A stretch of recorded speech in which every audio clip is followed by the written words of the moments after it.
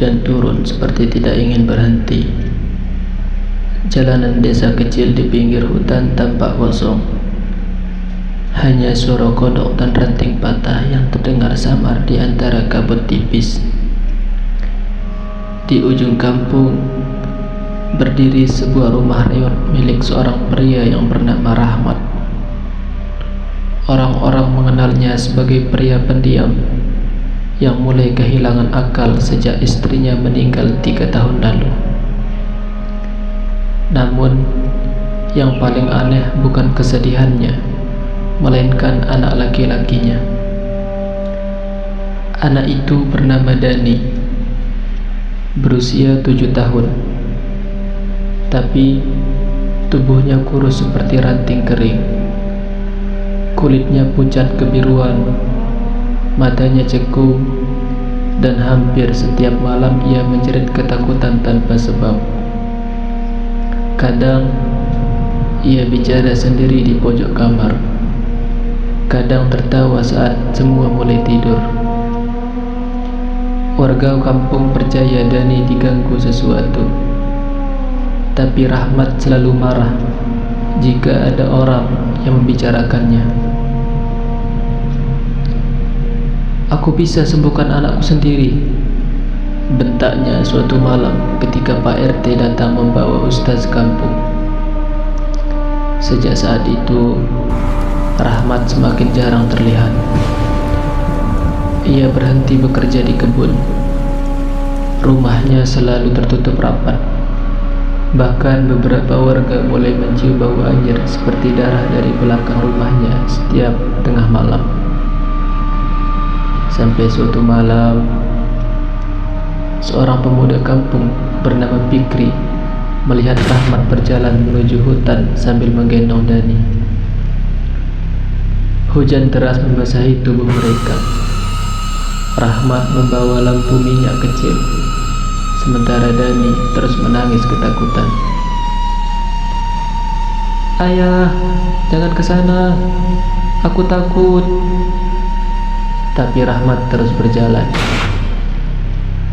Fikri yang penasaran diam-diam mengikuti mereka dari belakang. Semakin masuk ke hutan, udara semakin dingin. Kabut terasa tebal seperti asap. Sampai akhirnya Rahmat berhenti di sebuah gubuk tua yang sudah lama dikenal angker oleh warga. Gubuk itu milik seorang dukun tua bernama Mak Sari. Konon katanya, siapapun yang masuk ke sana akan keluar dengan nasib berbeda, atau tidak keluar sama sekali. Dari balik semak-semak, Fikri melihat pintu gubuk terbuka sendiri. Cahaya lilin merah menyala di dalamnya. Mak Sari duduk bersila sambil tersenyum tipis. Rambutnya panjang berantakan, matanya putih seluruhnya. "Kau datang juga akhirnya," suaranya serak. Rahmat langsung berlutut sambil memeluk Dani erat. "Tolong anak saya rela apapun." Mak Sari tertawa kecil.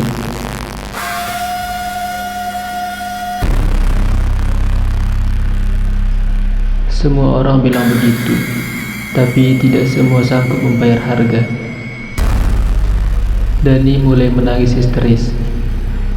"Ayah, ada orang di belakang ayah." Rahmat menoleh cepat. Tidak ada siapa-siapa. Namun, Fikri yang mengintip dari luar mendadak membeku. Di belakang Rahmat berdiri sosok hitam tinggi menjulang di sudut ruangan. Kepalanya hampir menyentuh atap. Wajahnya gelap tanpa mata, tapi mulutnya tersenyum lebar sampai robek ke pipi.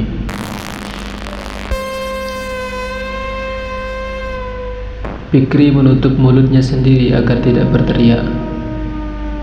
Mak Sari lalu mengeluarkan sebuah mangkuk tanah liat berisi cairan hitam pekat.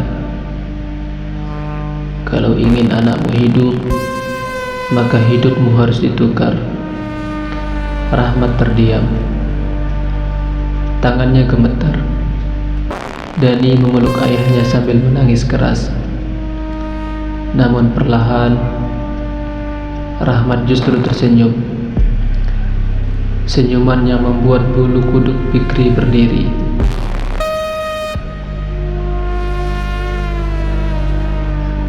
Kalau itu syaratnya, bisik Rahmat pelan. Tolong ambil hidup saya malam ini juga. Tiba-tiba semua lilin padam bersamaan. Dan dari dalam gubuk terdengar suara jeritan yang bukan suara manusia. Hujan turun sejak sore dan belum menunjukkan tanda akan berhenti. Langit di atas desa Karangireng tampak hitam pekat seperti tertutup asap.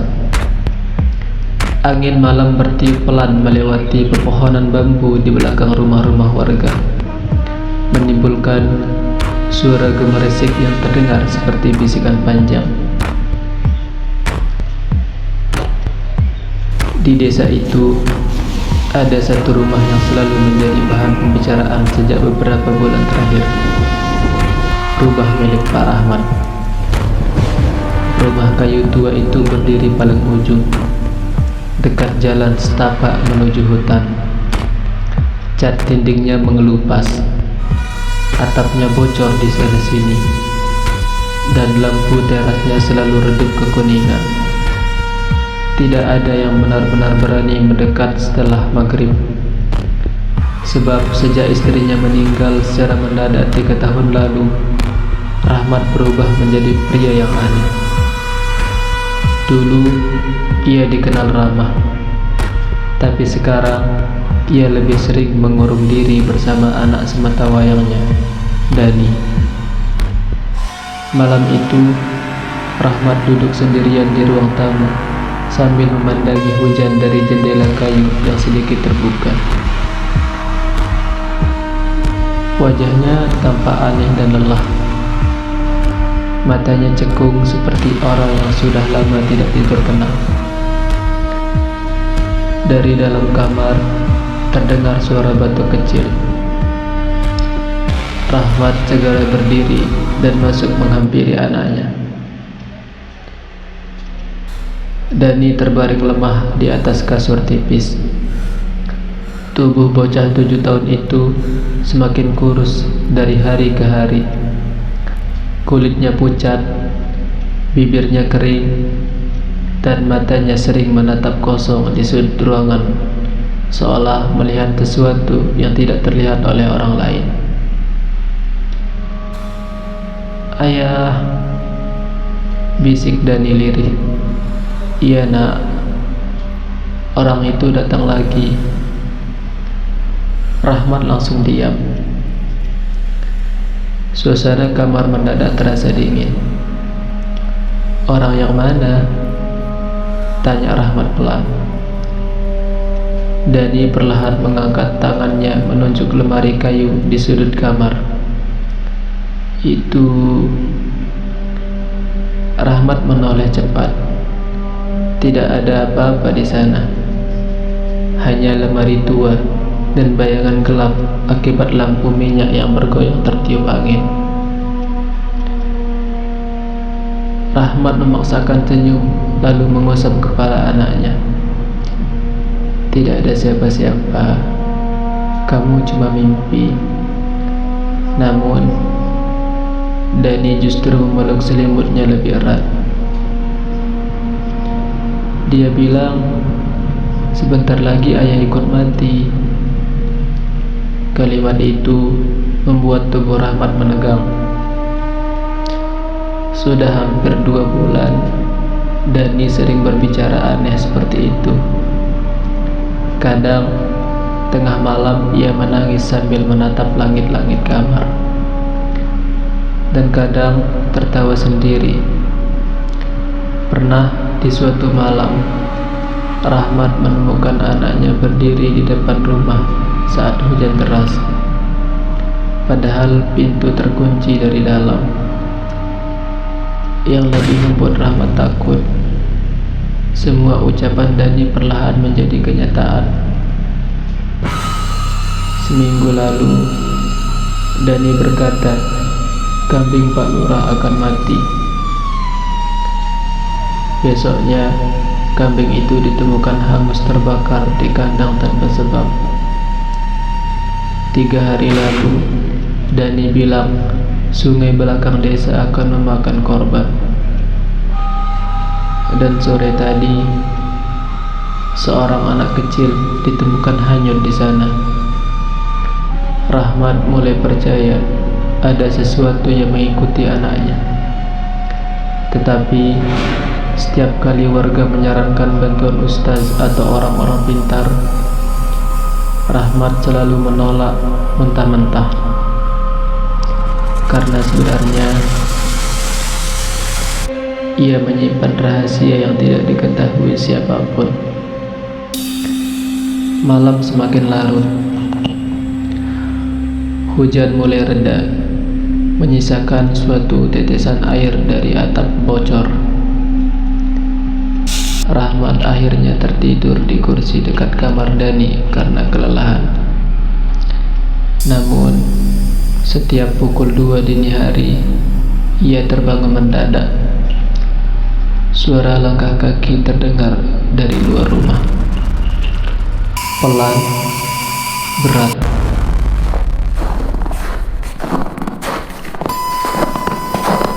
Seperti seorang berjalan mengitari dinding rumah kayu mereka. Rahmat menahan napas. Ia mengambil lampu minyak, lalu berjalan perlahan menuju jendela depan. Suara itu berhenti, sunyi. Perlahan, Rahmat membuka sedikit tirai lusuh di jendela. Dan saat itulah jantungnya serasa berhenti berdetak. Di halaman rumah yang basah oleh hujan, berdiri seorang wanita berambut panjang, mengenakan kain putih kotor. Tubuhnya membungkuk tidak wajar. Wajahnya tertutup rambut kusut. Namun, yang membuat Rahmat membeku adalah wanita itu sedang menggendong sesuatu. Sebuah kepala kambing hangus yang masih meneteskan darah hitam. Lalu perlahan, wanita itu mengangkat wajahnya dan tersenyum tepat ke arah Rahmat. Rahmat mundur beberapa langkah sampai tubuhnya membentur dinding. Tangannya gemetar. Lampu minyak yang dipegangnya hampir jatuh ketika sosok wanita di luar rumah itu terus tersenyum sambil memeringkan kepala secara perlahan. Senyum itu terlalu lebar, tidak manusiawi. "Ayah!" Suara Dani tiba-tiba terdengar dari belakang. Rahmat menoleh cepat. Anak itu sudah berdiri di ambang kamar dengan wajah pucat dan mata setengah terbuka seperti orang mengigau.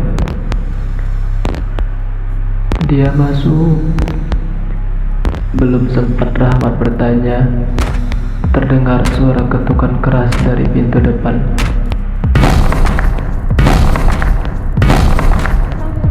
Rumah kayu itu sampai bergetar. Rahmat memberanikan diri melihat kembali ke jendela. Sosok wanita tadi sudah tidak ada. Namun, ketukan itu terus terdengar. Semakin cepat, semakin keras. Dani mulai menangis ketakutan sambil menutup telinganya. "Ayah, jangan dibuka. Jangan dibuka." Rahmat mencoba menenangkan dirinya sendiri. Ia mengambil sebilah parang tua di dapur lalu melangkah perlahan menuju pintu depan. Napasnya terlalu berat. Keringat dingin mengalir di lehernya. Ketukan itu mendadak berhenti tepat saat tangannya menyentuh gagang pintu. Sunyi. Tidak ada suara apapun. Dengan perlahan, Rahmat membuka pintu sedikit. Kosong. Hanya halaman basah dan kabut malam yang menggantung rendah. Namun di depan pintu ada jejak kaki hitam. Jejak itu bukan jejak manusia. Bentuknya panjang dengan ujung seperti kuku hewan.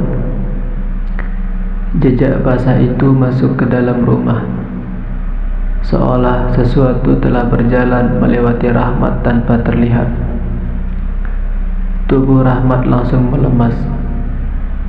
Ia mengikuti jejak itu dengan lampu minyak di tangan. Jejak tersebut menuju kamar Dani. Dan saat Rahmat masuk, Dani sudah tidak ada. Dani. Rahmat panik.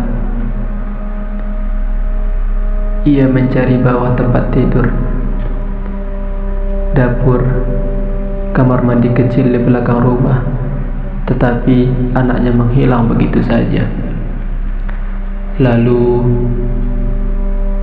terdengar suara tawa kecil dari luar rumah. Tawa Dani. Rahmat berlari keluar sambil membawa lampu minyak.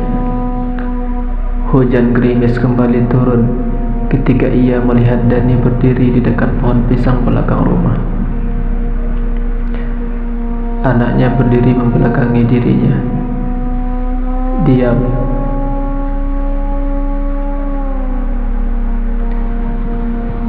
Ayah di sini, Nak. Suara Rahmat bergetar.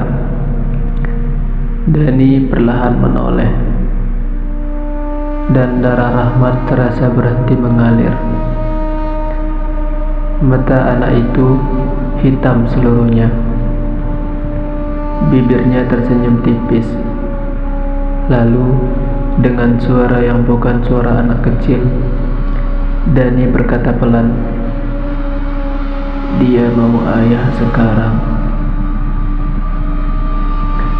Tiba-tiba tubuh Dani jatuh ke tanah seperti boneka putus tali. Rahmat langsung memeluk anaknya yang pingsan sambil menangis ketakutan. Tubuh Dani terasa sangat dingin seperti mayat. Malam itu juga Rahmat akhirnya membawa Dani ke rumah seorang ustadz tua bernama Ustadz Harun yang tinggal di desa sebelah.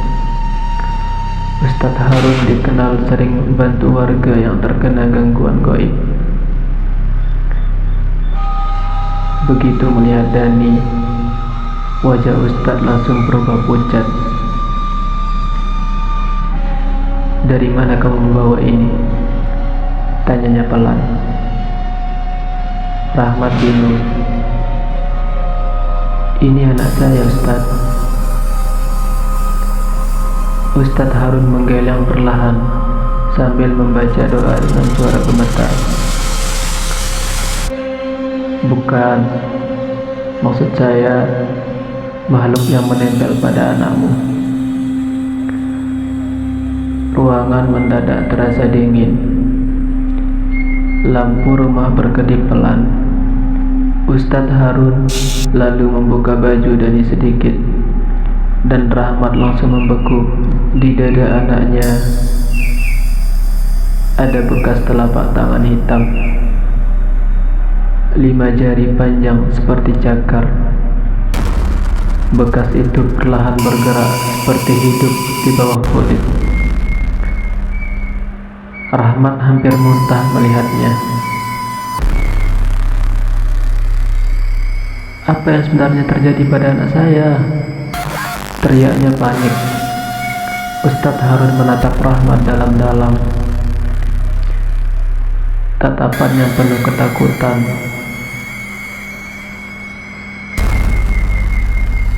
"Kamu menyimpan sesuatu dariku," bisiknya. Belum sempat Rahmat menjawab, tiba-tiba terdengar suara keras dari atap rumah. Seperti sesuatu yang sangat besar jatuh di atas genteng. Lalu terdengar suara langkah kaki berjalan perlahan tepat di atas kepala mereka. Suara langkah di atas atap itu terus bergerak perlahan, seolah ada sesuatu yang sangat berat sedang merangkak mengelilingi rumah Ustadz Harun. Semua lampu mulai berkedip tidak beraturan. Dani yang terbaring di lantai mendadak membuka mata hitamnya kembali sambil tertawa kecil. Tawa itu bukan suara anak kecil. Serak, dalam, dan penuh kebencian. Rahmat memeluk tubuh anaknya erat-erat sambil gemetar. Sementara Ustadz Harun mulai membaca ayat suci dengan suara keras. Namun, semakin keras doa dibacakan, suara langkah di atap justru semakin cepat.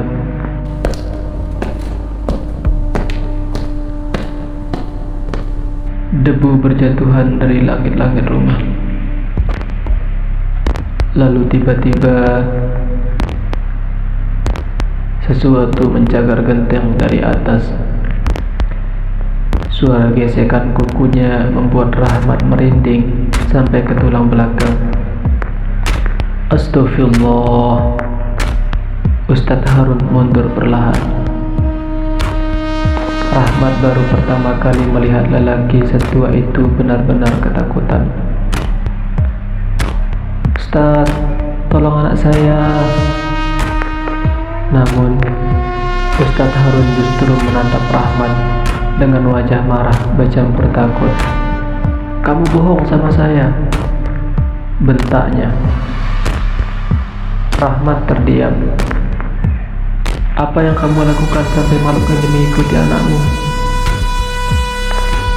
Rahmat menunduk. Tubuhnya gemetar hebat. Dan akhirnya ia mulai bercerita. 3 tahun lalu, saat istrinya sakit keras dan hampir meninggal, Rahmat pernah mendatangi seseorang di dalam hutan. Seorang dukun tua bernama Mak Sari. Ia meminta keselamatan untuk istrinya dan anaknya. Namun, Mak Sari memberi syarat. Satu nyawa akan tetap diambil. Rahmat menolak saat itu dan pergi. Tapi beberapa hari kemudian istrinya meninggal secara mengenaskan di rumah sakit. Sejak malam kematian istrinya, Dani mulai berubah. Ustadz Harun memejamkan mata pelan. "Kamu sudah membuka pintu yang seharusnya tidak pernah disentuh manusia." Tiba-tiba, suara benturan keras terdengar dari belakang rumah. Pintu dapur terbuka sendiri. Angin dingin langsung masuk memenuhi ruangan. Lampu mati total. Gelap. Hanya suara napas mereka yang terdengar. Lalu, suara wanita tertawa pelan menggema dari dapur.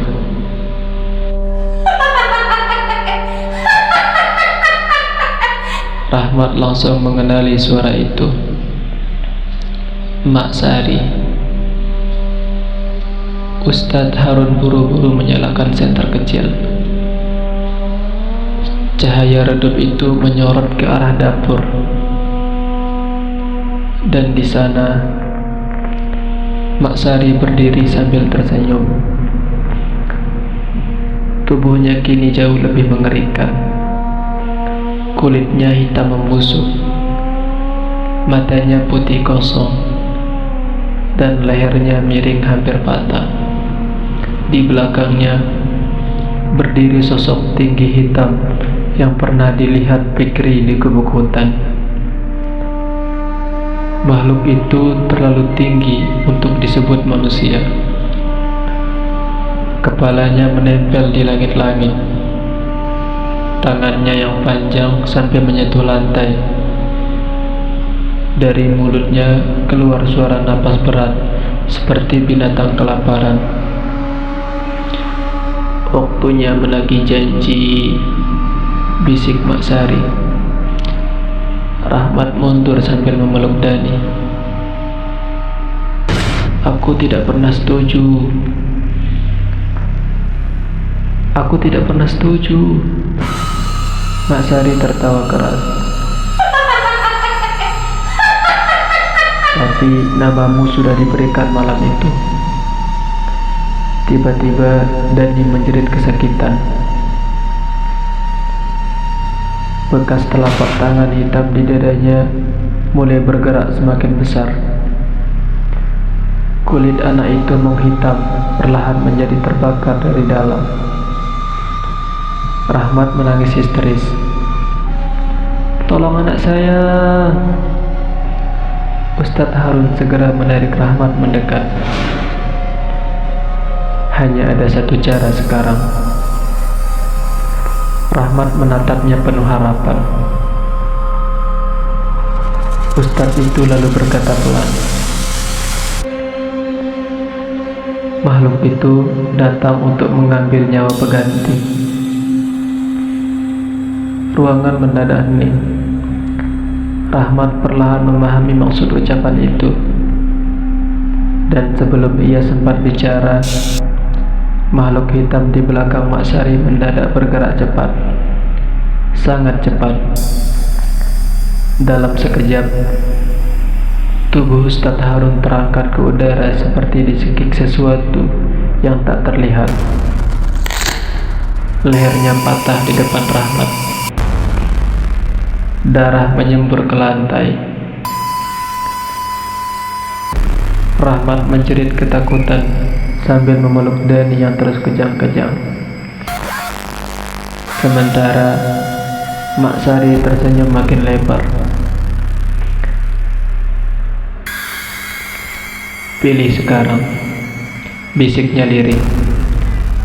Anakmu atau hidupmu.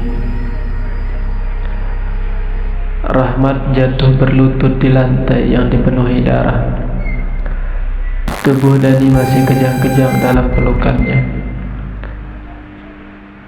Bocah kecil itu menangis sambil memanggil ayahnya dengan suara lirih yang semakin melemah. Ayah, sakit. Makhluk hitam itu berdiri di sudut ruangan seperti bayangan hidup. Matanya yang kosong menatap Rahmat tanpa berkedip. Sementara Mak Sari berjalan perlahan mendekat sambil tersenyum puas. Sudah waktunya, bisiknya. Rahmat menangis. Untuk pertama kalinya dalam hidupnya, ia benar-benar merasa tidak punya jalan keluar. Semua kesalahan yang selama ini ia kubur akhirnya kembali menagih dengan cara paling mengerikan. Ia hanya seorang ayah yang takut kehilangan keluarganya. Tetapi rasa takut itu justru menyeret anaknya ke dalam kutukan. Rahmat memeluk Dani erat sambil mencium kepalanya. Maafin ayah. Dani menangis pelan. Ayah jangan pergi. Kalimat itu menghancurkan hati Rahmat. Namun, di tengah keputusan itu, Rahmat tiba-tiba teringat ucapan terakhir istrinya sebelum meninggal di rumah sakit 3 tahun lalu. Jangan pernah cari jalan gelap demi melawan takdir. Air mata Rahmat jatuh tanpa henti. Selama ini, ia terus menyalahkan kematian istrinya. Ia marah kepada Tuhan, marah kepada hidup, dan berusaha melawan takdir dengan cara apapun. Dan sampai akhirnya, tanpa ia sadar, ia menyerahkan dirinya pada sesuatu yang bukan manusia. Dan sekarang anaknya yang menjadi korban. Rahmat perlahan berdiri. Tubuhnya gemetar, tapi tatapannya berubah. Ia menoleh ke arah Mak Sari. "Kalau nyawa yang kalian mau," suaranya serak, "ambil aku, lepaskan anakku." Mak Sari tertawa pelan. "Kau akhirnya mengerti." Makhluk hitam itu mulai bergerak mendekat. Langkahnya lambat, tetapi setiap pijakannya membuat lantai kayu retak. Suasana menjadi sangat dingin. Napas Rahmat mengepul seperti asap. Dani menjerit histeris sambil memegang tangan ayahnya. "Ayah, jangan!" Rahmat tersenyum tipis meski air matanya terus mengalir. "Dengar ya nak, jangan pernah jadi seperti ayah." Makhluk itu kini berdiri tepat di depan Rahmat. Lalu perlahan, tangannya yang panjang mencengkram kepala Rahmat. Dalam sekejap, seluruh tubuh Rahmat menegam hebat. Matanya membelalak. Dari mulutnya keluar suara jeritan yang bergema memenuhi rumah. Mak Sari mulai membaca mantra aneh. Angin berputar kencang di dalam ruangan.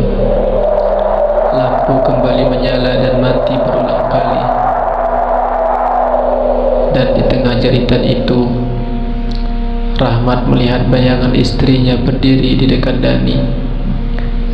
Wanita itu tersenyum lembut, seolah menunggunya. Perlahan, wajah Rahmat berubah tenang. Jeritannya berhenti.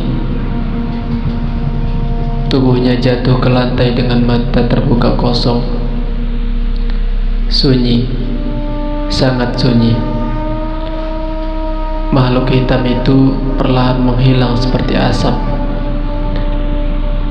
Bekas telapak tangan hitam di dada Dani memudar sedikit demi sedikit sampai akhirnya lenyap sepenuhnya. Mak Sari menatap tubuh Rahmat beberapa saat. Lalu, untuk pertama kalinya, wanita tua itu terlihat kecewa. "Cinta seorang ayah," gumamnya lirih, "selalu jadi penghalang paling menyebalkan." Tubuh Mak Sari kemudian membusuk dengan cepat sebelum berubah menjadi abu hitam yang berterbangan tertiup angin malam. Dani merangkak memeluk tubuh ayahnya sambil menangis sejadi-jadinya. Namun, Rahmat sudah tidak bernapas. Keesokan paginya, warga menemukan rumah Ustadz Harun dalam keadaan rusak parah. Tidak ada tanda-tanda makhluk aneh ataupun Mak Sari. Yang tersisa hanya jasad Rahmat. dan Dani yang duduk diam memeluk tubuh ayahnya sejak malam tadi.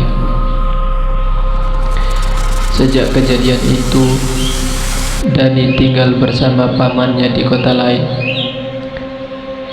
Bocah itu tumbuh menjadi anak pendiam, tetapi tidak pernah lagi mengalami gangguan aneh. Hanya saja, kadang saat hujan turun tengah malam, Dani masih terbangun karena merasa ada seseorang mengusap kepalanya dengan lembut, seperti seorang ayah yang belum benar-benar pergi.